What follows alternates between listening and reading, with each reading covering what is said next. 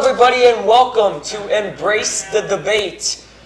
I'm Colin Witte along with my partners Zach Simonson and Andrew Simonson. Guys, it's going to be college football today. Now, Joe Burrow and the LSU Tigers just won the national championship, but for next year, we have Justin Fields coming back. We have a couple new QBs in the Big 12 and Spencer Rattler. So for your take, who's going to be in the national championship next year? I think you got to look no further than Tuscaloosa, Alabama, and go with the Alabama Crimson Tide. With all the uncertainty this season, veteran leadership is going to be very important. And who else are you going to trust to get the job done than Mr. Nick Saban? I mean, come on, look what he's done at Alabama. All those NFL players, all those national championships, all those SEC championships. Then you look at the roster. You got Mac Jones, who played great down the stretch for the Tide. He's coming back. And hey, maybe he has a bad game or two. You got a guy waiting in the wings in Bryce Young, who they're calling the next Russell Wilson. Then you add Najee Harris, who's the best running back in all college football. There's no debate about it. And two of the most electric receivers in all football, in Jalen Waddle and Devontae Smith. Then you go ahead and look at that defense that was super young last year. They're all back. Patrick Surtain. Dylan Moses comes back for his senior year. I don't see why you can't go with the Tide. I'm going to have to disagree with you there because I don't believe that the best team is down south in Alabama. I believe you got to go north, and I mean way north, up to Columbus, Ohio, for the Ohio State Buckeyes, and I believe that it starts and ends at the quarterback position with JT Daniels.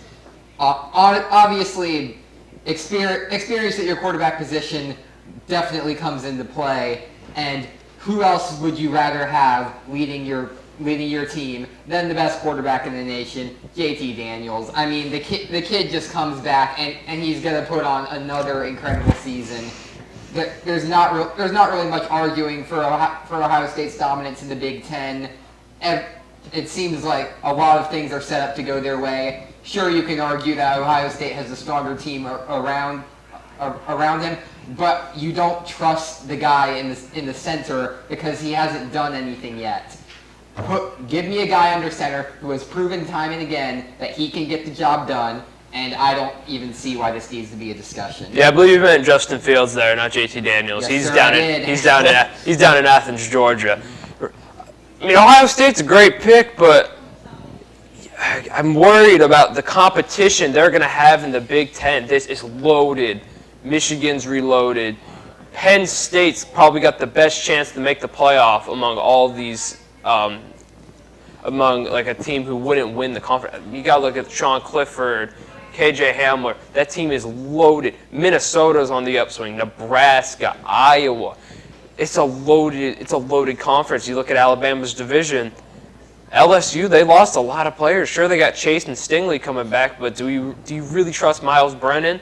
Plus, you lose Joe Brady and Dave Aranda. I mean, that's a lot of coaches to lose. Bo Nix lost all of his help. The entire defense that won them games last year is gone down in Auburn. I mean, you got Kellen Mond in A&M, but do you really trust him? He's been there 3 years. Do you really trust him to finally get the job done down in College Station? My biggest problem, one of my bigger problems with how Alabama is going to do is the fact that they're probably going to have to play in front of a bunch of fans on the road this year. They're going to be stuck in some tough environments that the North just will not have to do just based on the stricter restrictions on crowds up in the North.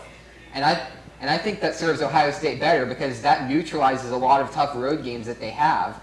And you can argue for the skill of some of those teams in that division, but just the ability to know that you won't have to deal with a raucous crowd and that you don't have to play as hard in order to shut them up. It really seems like it's going to favor Ohio State in that regard. Definitely going to be one to watch in the upcoming college football season, if there will be one, may I say. Another team you guys didn't mention at all, the Clemson Tigers. They returned starter Trevor Lawrence, so we'll have to see.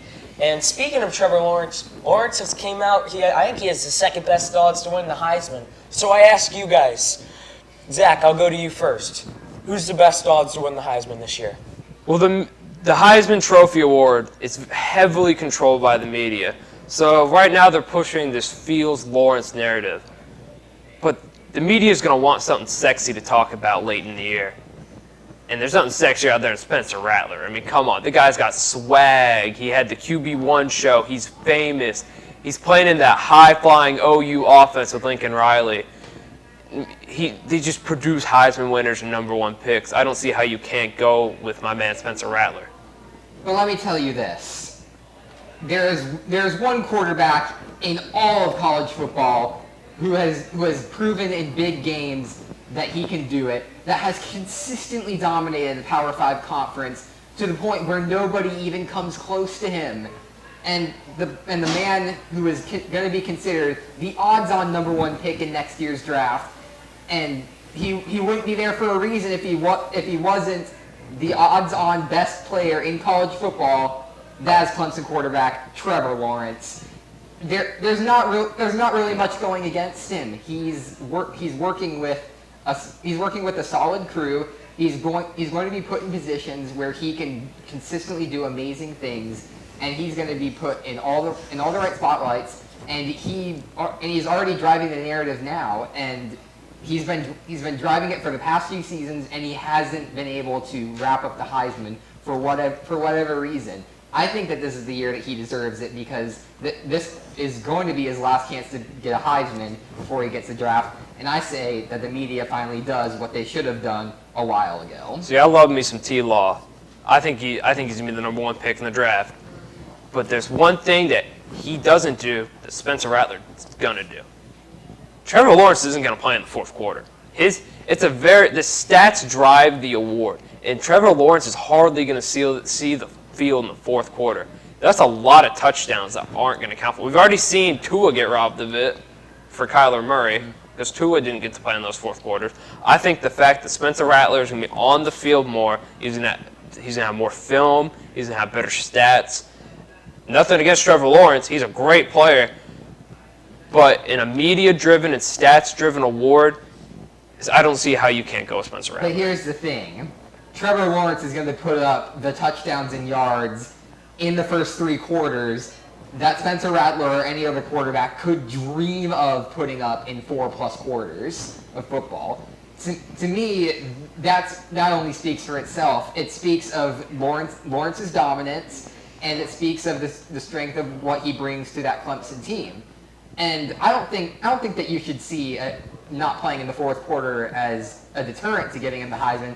I think that you should give it to him even more because of that, because he has hands away done enough to make sure that he gets that time off in the fourth quarter. He has earned it. He has done everything that he can do to get Clemson that win, and he can just sit back and let the freshman backup quarterbacks just take over because he is confident in what he has done in his Heisman winning performance. I think that's a great argument, but if you're going to make that argument, then I think you have to make one for a defensive player. And the media just doesn't seem to want to push a defensive player. Correct. Once again, this isn't, I don't think the best player wins it. If the best player won it, I think Tua would have won. I think Chase Young would have won. I think we would have seen players like that win the award. But in a media and stats-driven award, you have to give it to the dude who's going to put up 50 touchdowns like Spencer Rattler in a weaker conference like the Big 12, and he's going to play 4 quarters. Trevor Lawrence plays 3 quarters, 3.5 quarters pretty much every weekend. But he's only putting up 35 touchdowns. He's not putting up the same numbers that Rattler and Hurts and Kyler and Baker and all those guys have come before him that he's going to put up. Definitely one argument to watch for the college football season. You mentioned Trevor Lawrence. He is in the ACC. One may argue one of the most weakest conferences in all of college football. Now, final conversation here, guys. The college football, they're sticking the 4 teams, but Jim Harbaugh this past year proposed a plan to add maybe 16 teams or maybe even 8 teams. So I ask you, Zach first, excuse me. Should the college football expand their playoffs and maybe to an 8-team playoffs, or should they just keep it to 4 since the rule changed in 2015? I love the 8-team playoff personally. I think 16 is too much. I think there's too much risk for injury. I think 8 teams works perfect, and let me explain why. You can get your Power 5 conference winners.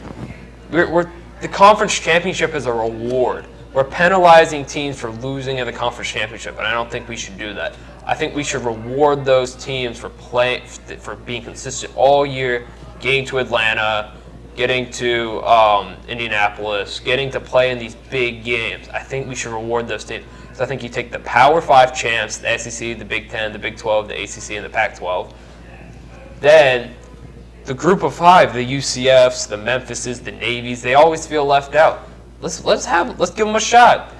Get your Group of 5, the highest rated Group of 5 team, let them in. And then you got 2 wild cards, so your Georgias, your Floridas, your Penn States. Honestly, you can definitely argue that since the 4-team playoff has been introduced back in 2015, there have been tons of controversy since that was introduced based off of who didn't get in. But my point is, even in the 68-team NCAA tournament, where every conference champion gets in from 30 conferences and we get 30 at-large teams, we still complain over who doesn't get in. In my opinion, yes, there will occasionally be some teams that we don't leave out, but we are getting the 4 best teams in, and we are seeing the quality of games in the semifinals not be good enough to be worthy of a college football playoff product. You're telling me that you want 4 more games within the quarterfinals to just drag this product down. I don't see why that should be looked at as a positive. You make good points. We will resume this debate after the break. Embrace the Debate returns after this message.